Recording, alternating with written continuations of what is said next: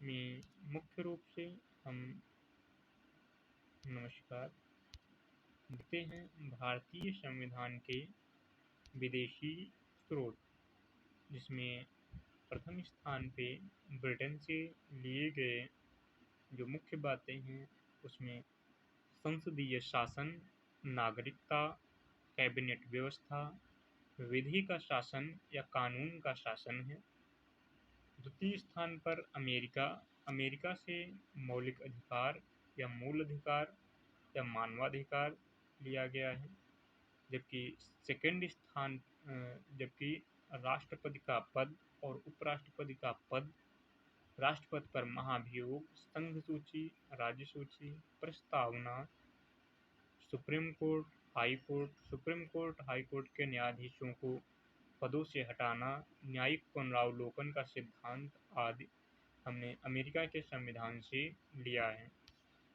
इसके बाद आयरलैंड से हमने डीपीएसपी यानी डायरेक्टिव प्रिंसिपल या जिसे नीति निर्देशक तत्व कहा जाता है, राष्ट्रपति की निर्वाचन पद्धति, राज्यसभा हेतु सदस्यों का नामांकन आदि हमने आयरलैंड से लिया है। जबकि कनाडा से हमने संघीय व्यवस्था, राज्यपाल की नियुक्ति, केंद्र के द्वारा केंद्र और राज्यों के बीच शक्तियों का बंटवारा आदि हमने कनाडा के संविधान से लिया है। जबकि ऑस्ट्रेलिया से हमने समवर्ती सूची, प्रस्तावना की भाषा, संसद के दोनों सदनों की संयुक्त बैठक, केंद्र व राज्य के रिश्ते आदि ऑस्ट्रेलिया से लिया है।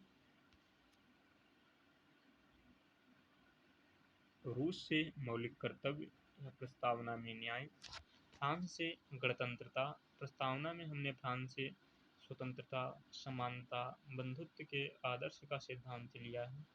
दक्षिण अफ्रीका से संशोधन, राज्यसभा के सदस्यों का निर्वाचन, जर्मनी से हमने आपातकाल के समय मौलिक अधिकारों का स्थगन, जबकि जापान से विधि द्वारा स्थापित प्रक्रिया हमने ली है। इसके बाद देखते हैं हम भारतीय संविधान के भाग। भारतीय संविधान के भागों में अगर हम बात करें तो भाग 1 में संघ एवं उसका क्षेत्र जो कि अनुच्छेद 1 से 4 के मध्य, भाग 2 में नागरिकता जो कि अनुच्छेद 5 से 11 के मध्य, भाग 3 जो कि वर्तमान में सबसे मुख्य भाग है जिसमें फंडामेंटल राइट्स यानी मौलिक अधिकार दिए गए हैं जो कि संविधान के अनुच्छेद 12 से 35 के मध्य, भाग 4 में डीपीएसपी यानी नीति निर्देशक तत्व 36 से 51 के मध्य।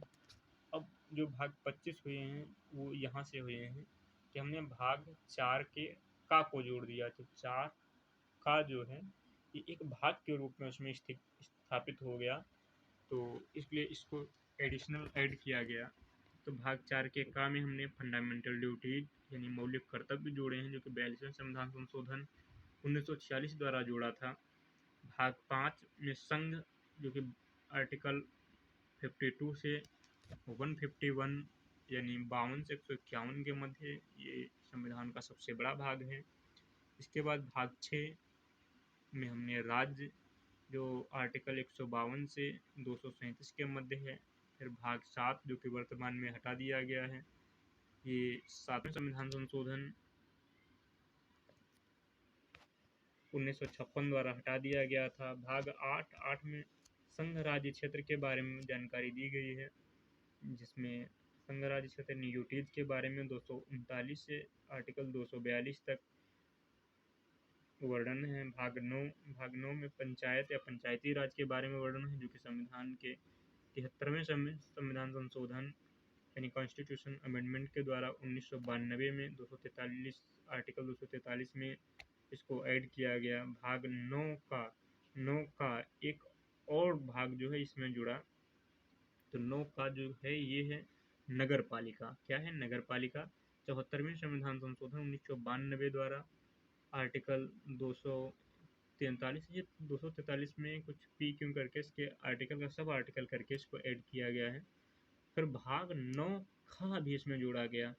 9 खा क्या है? ये सहकारी समितियां हैं। 97वें संविधान संशोधन 2011 में इसको जो है ऐड किया गया सहकारी समितियां। फिर भाग 10 SC/ST क्षेत्र से संबंधित है। भाग 11 संघ व राज्यों के बीच विधायिका और प्रशासन के संबंध में आर्टिकल 245 से 263 के मध्य।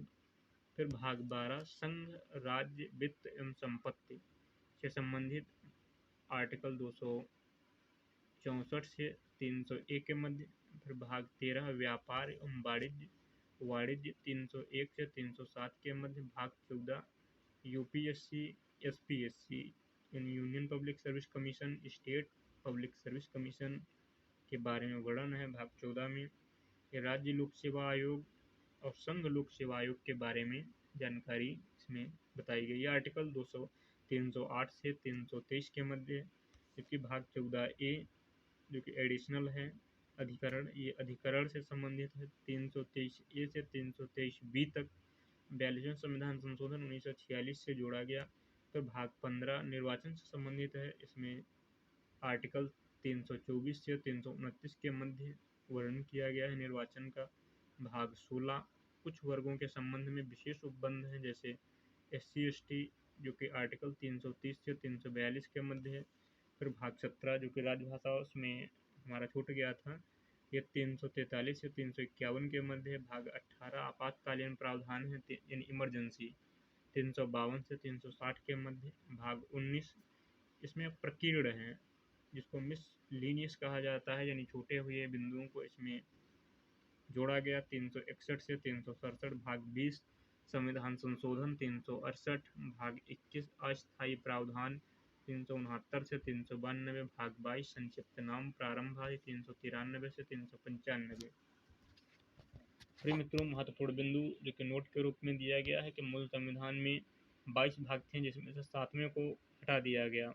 भाग 4 का, भाग 9 का जो इधर कट में है वो 9 का है, भाग 9 का, भाग 14 का को जोड़ दिया गया। अतः वर्तमान में कुल 25 भाग दिए गए हैं भारतीय संविधान में। 22 थे, -1 + 4, तो -1 हुआ 21 आया, 21 में जब 4 जुड़ा तो 25 आ गया, जिनको फिर से हमने क्रमशः बताया है। भाग जो 1 हटाया गया वो 7वां है, जबकि जो 4 जोड़े गए वो 4 का फंडामेंटल ड्यूटीज, 9 का नगर पालिका, 9 का सहकारी समितियाँ, 14 का अधिकरण। ये 4 भाग हैं जो जोड़े गए।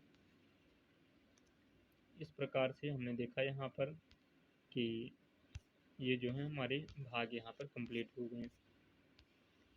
अब आगे देखते हैं राज्यों का पुनर्गठन। तो राज्यों का पुनर्गठन या राज्य पुनर्गठन आयोग 1956 पहली समिति बनी। इसके धर आयोग जो पहला आयोग बना ये अप्रैल 1948 में बना। दिसंबर 1948 में अपनी इसकी रिपोर्ट आई। इसने कहा कि राज्यों का गठन भाषाई आधार पर न होकर प्रशासनिक आधार पर होना चाहिए। फिर JVP समिति जवाहरलाल वी सी वल्लभ भाई पटेल, PCF पट्टाभी सीतारमैया समिति दिसंबर 1948 में बनी। अप्रैल 1949 में रिपोर्ट आई। इन्होंने कहा हम इसके धर आयोग से सहमत हैं।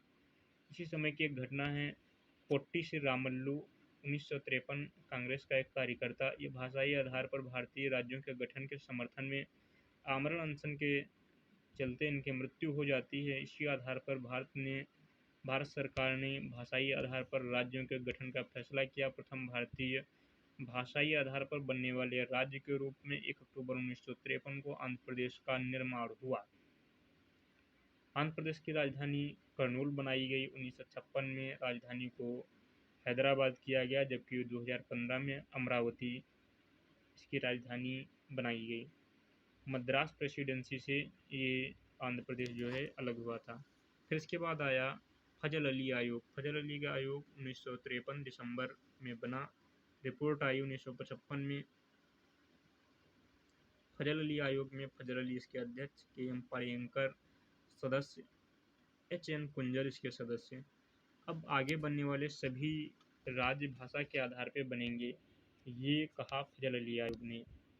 तो इसके बाद जो राज्य बने 14 राज्य और 6 यूटीज बने, यानी कुल 20 भारतीय राज्य और संघ क्षेत्र मिलकर 20 मतलब जो है भारत के राज्यों की संख्या हुई। तो ये 14 राज्य थे वो थे आंध्र प्रदेश, बिहार, असम, बम्बई, जम्मू कश्मीर, केरला, मध्य प्रदेश, मद्रास, मैसूर, उड़ीसा, पंजाब, राजस्थान, संयुक्त प्रांत, पश्चिम बंगाल। जबकि जो 6 यूटीज थे वो थे अंडमान निकोबार, दिल्ली, हिमाचल प्रदेश, त्रिपुरा, मणिपुर, लक्षद्वीप, मिनिकॉय या अमनद्वीप। फिर जो राज्य बने तोड़ तोड़ के, उसमें पहला राज्य बना गुजरात 1 मई 1960, फिर नागालैंड 1 दिसंबर 1963, हरियाणा 1 नवंबर 1966, हिमाचल प्रदेश 25 जनवरी 1971, मणिपुर 21 जनवरी 1972, यानी 21 जनवरी 1972 को मणिपुर, त्रिपुरा, मेघालय बना। फिर सिक्किम बना 16 मई 1975, 36वें संविधान संशोधन 1975 द्वारा। मिजोरम बना 20 फरवरी 1987 को, और इसी दिन अरुणाचल प्रदेश भी बना 20 फरवरी 1987 को। गोवा बना 30 मई 1987 को, जबकि 1 नवंबर 2000 को छत्तीसगढ़, 9 नवंबर 2000 को उत्तराखंड, 15 नवंबर 2000 को झारखंड बना, 2 जून 2014 को तेलंगाना बना, जो कि लेटेस्ट यानी सबसे नवनिर्मित बना राज्य तेलंगाना हुआ। इसकी ट्रिक कुछ इस प्रकार से है। ट्रिक के पहले कुछ जो महत्वपूर्ण संशोधन हुए हैं रिसेंटली उनको देख लेते हैं कि जम्मू कश्मीर को यूनियन टेरिटरी का दर्जा दिया गया है। इसको 2 भागों में तोड़कर जम्मू कश्मीर और लद्दाख, जम्मू कश्मीर और लद्दाख के दोनों क्या हो गए यूनियन टेरिटरी, जो कि 26 जनवरी 2020 को दादर नगर हवेली और दमन द्वीप समूह जो है इन दोनों को एक कर दिया गया। इसकी राजधानी दमन रखी गई और ये एक यूटी के रूप में तब्दील हो गया। तो अब इसकी ट्रिक अब देखते हैं कि 1960 को 1, 1963 को 1, 1966 को 1, 71 को 1, 72 को 3, 75 को 1 स्टेट बना, 87 को 3, 2000 को 3 और 2014 को 1 स्टेट बना।